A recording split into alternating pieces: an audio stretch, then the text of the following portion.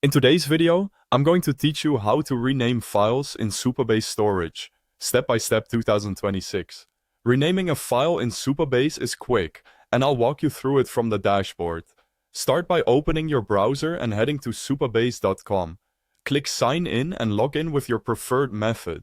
It can be email and password or a provider-based sign-in. Either way is fine and takes just a moment. Once you're in, you'll land on the Supabase homepage. Here, choose your organization. Think of an organization as the workspace that holds one or more projects. Select the one where the storage bucket that contains your file lives. Next, open the project you want to work with. If you're brand new, you can create a project first, but if you already have one, just click into it.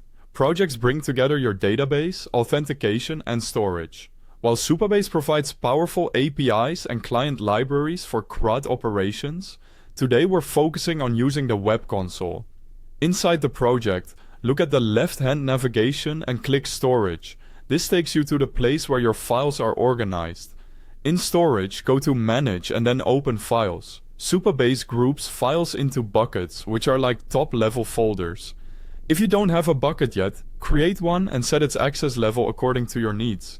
If you already have one, open that bucket to see its contents. Find the file you want to rename. On the right side of that file's row, click the three-dot menu. From the options, choose Rename. Type the new name in the field that appears. Keep the file extension the same so your app still recognizes the file type. For example, leave PNG or Tart3DF as it is. Use clear, web-friendly names. Hyphens or underscores are safer than spaces. When you're happy with the new name, press Enter or click the confirmation button to save. A couple of quick notes to avoid surprises. Renaming changes the file's path, so any public URL for that file will also change. Make sure to update links in your app, your database records, or anywhere the old URL is referenced. If your content is cached by a CDN, it may take a short time for the new path to propagate.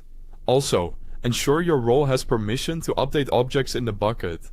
If you see a permission error, check your storage policies or ask an admin. And that's it.